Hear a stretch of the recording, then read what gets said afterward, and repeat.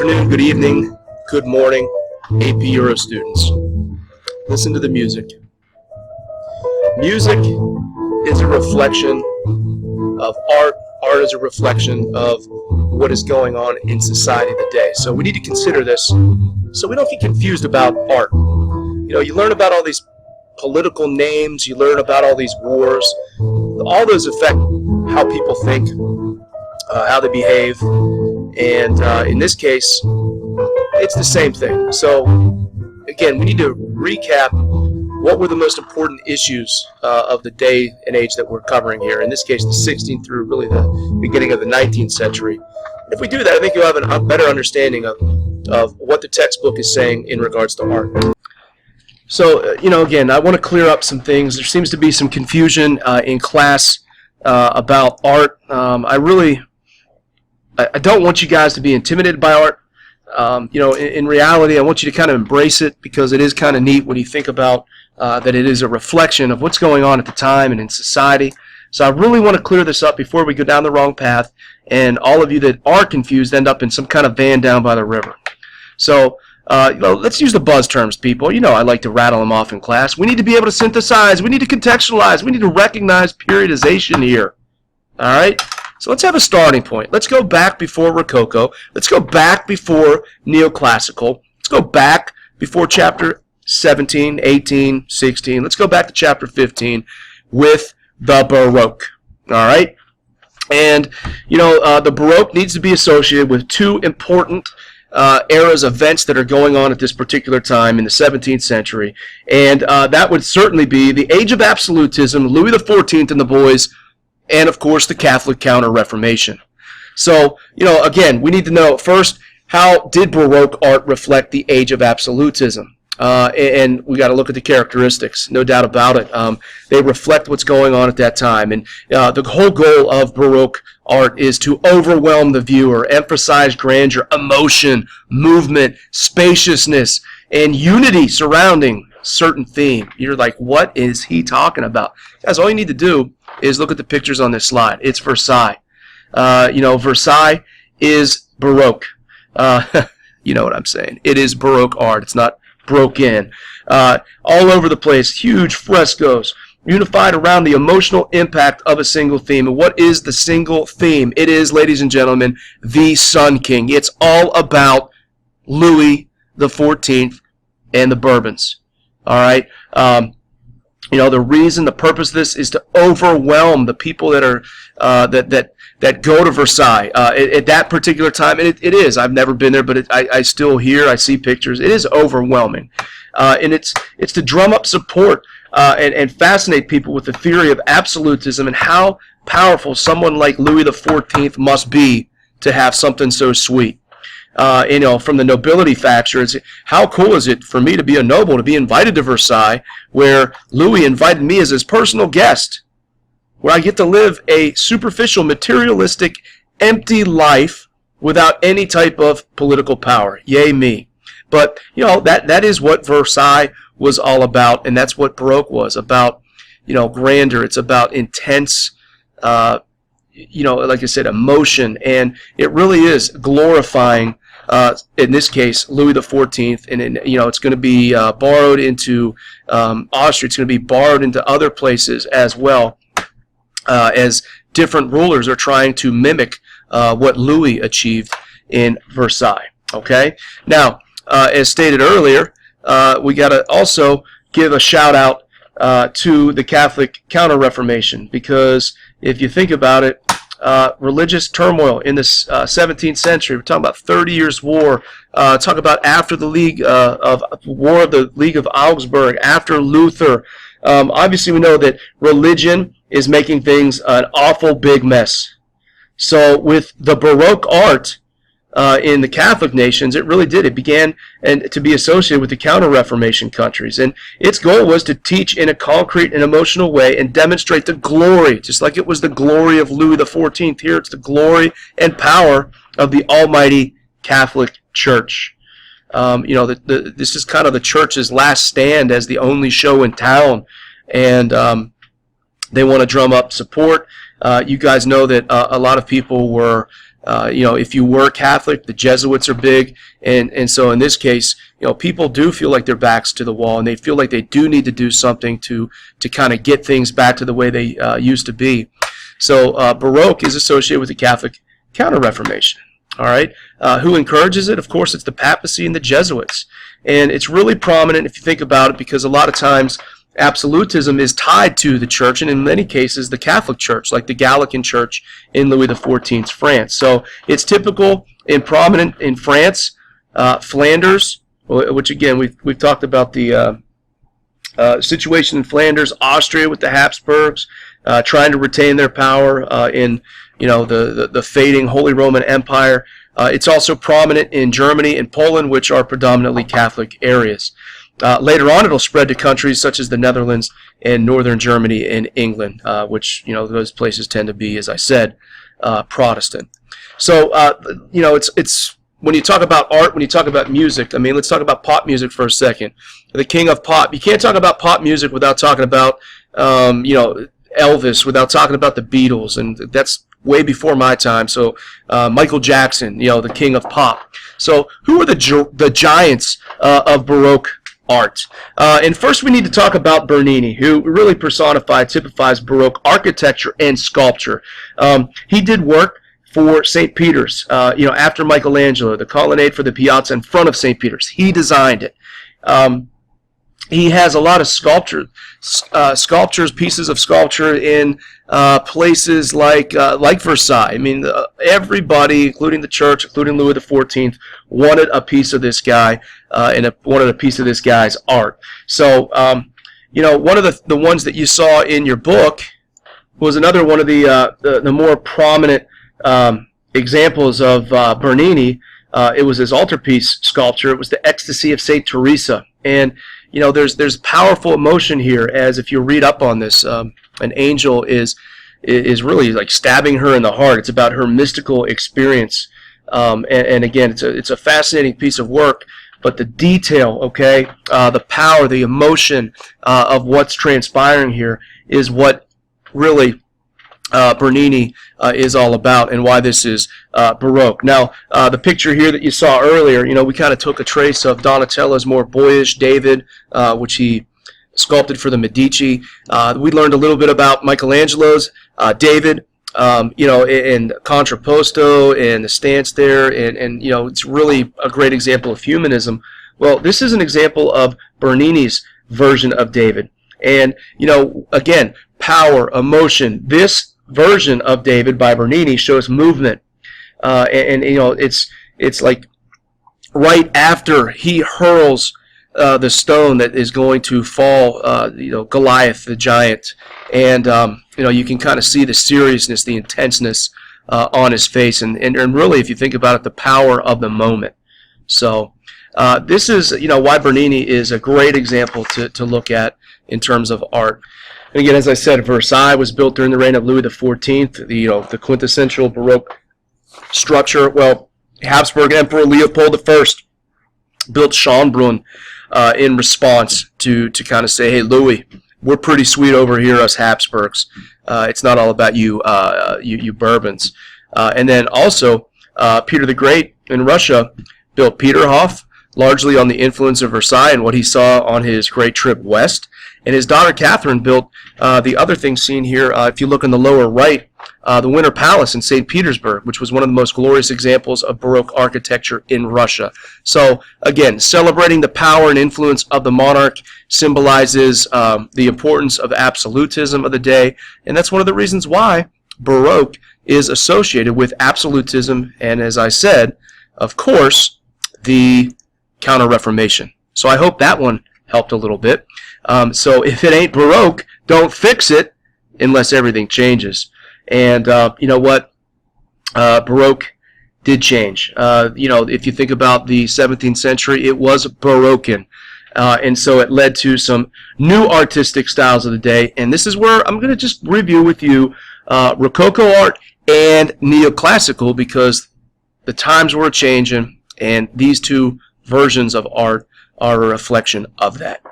So Rococo. Let's talk about the visual arts in Rococo. A couple things you want to identify with it. You want to identify with the court of Louis XV, who you'll be reading about in chapter 18. If you look at some of the paintings in your book and a couple of the ones that I'm going to show you, you'll notice a little bit of a difference between the Baroque and the Rococo. There are lighter elements and more curves and natural patterns than a lot of the heavier Baroque style paintings.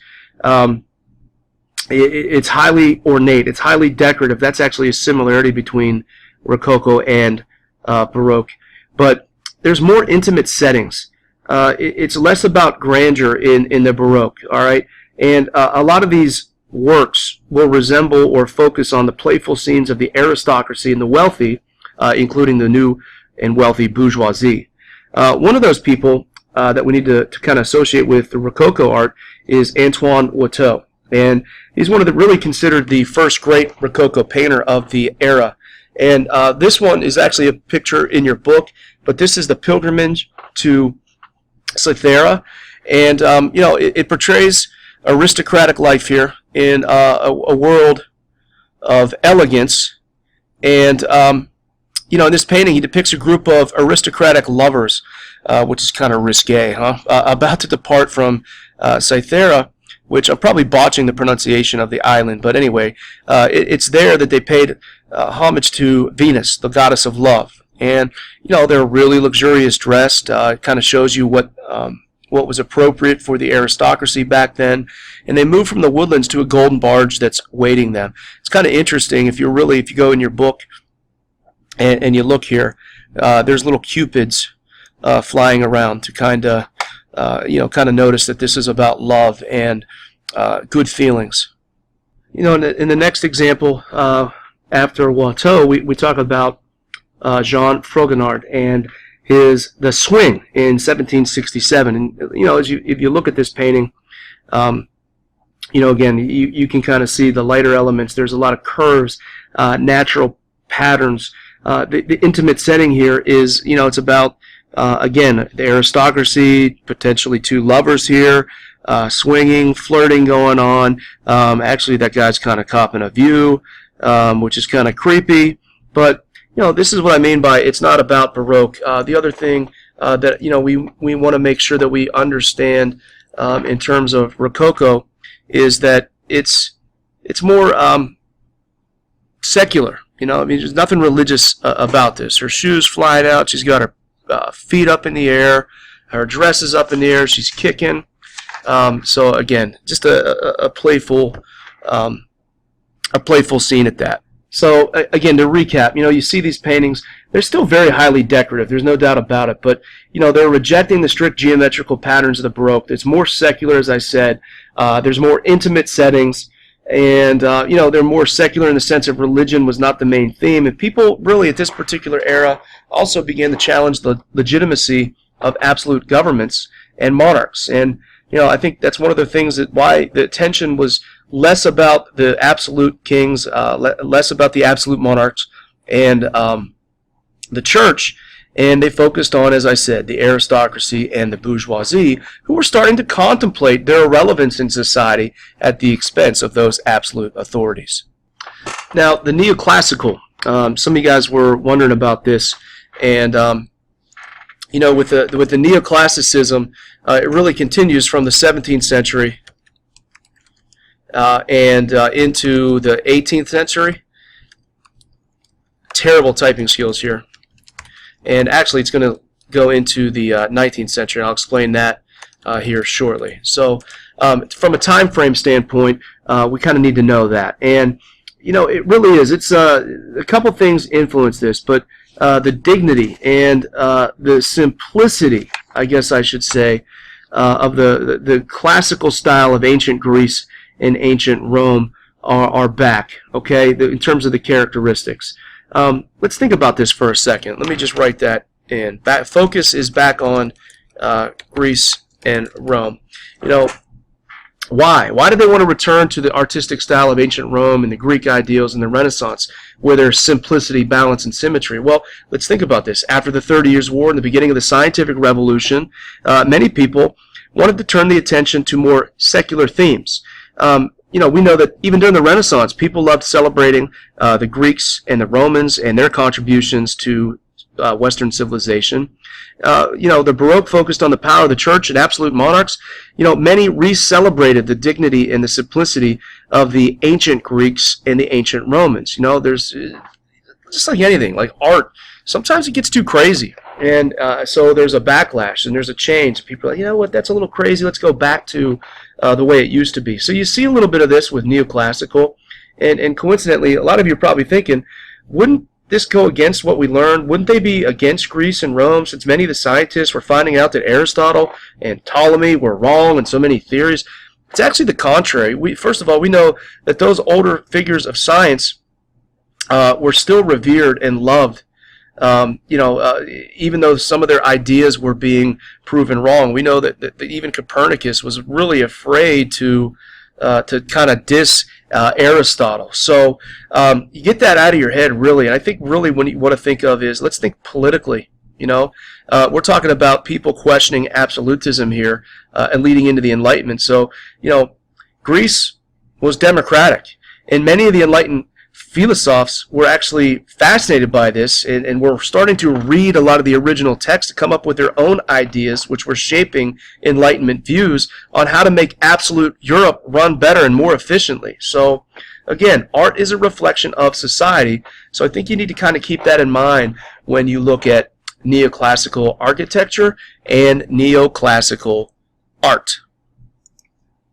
Okay, so just like, we talked about Watteau being a giant in Rococo, Bernini being a giant among others, believe me, there's more, in the Baroque, let's make sure we give a shout out to Jacques-Louis David. Okay, he's the most important artist of this particular movement. So I want to kind of take a second here to look at one of his famous paintings. I apologize, the image isn't very good here on the slide here, but this is the Death of Socrates, and it's probably the first major work of the neoclassical era. So it's kind of interesting, of how this still glamorizes and glorifies Greece. So, in this case, the story of the execution of Socrates was told by Plato. And in this story, Socrates has been convicting of corrupting the youth of Athens and introducing strange gods. And honestly, when you read into this, the Socratic seminar and what was really dangerous about Socrates to a lot of the powers that be in Athens was that he was kind of obviously had a big following, but he was teaching his pupils, his students, to question everything. Authority and science, and we're talking about the scientific method and the Enlightenment and the scientific revolution. So you kind of see how people were really fascinated with Socrates here, and so he was sentenced to die by drinking poison hemlock. And Socrates, rather than fleeing and running when the opportunity arises, and he can do that, he uses his death as the final lesson for his pupils and faces it calmly and nobly. In the painting, an old white man is in the back. He's in the white robe, and obviously he's there. He sits up on a bed, one hand extended over a cup, and the other gesturing in the air as he's like still teaching his students. And he's surrounded by other men of varying ages. A lot of them are emotionally distressed, unlike the stoic old man. And the young man handing him the cup looks away. I can't even look. His face free, with his face in his free hand, kind of hiding, embarrassed, and doesn't want to really do it. Another young man clutches the thigh of an old man. An elderly man sits at the end of the bed, slumped over, looking in his lap, just disgusted.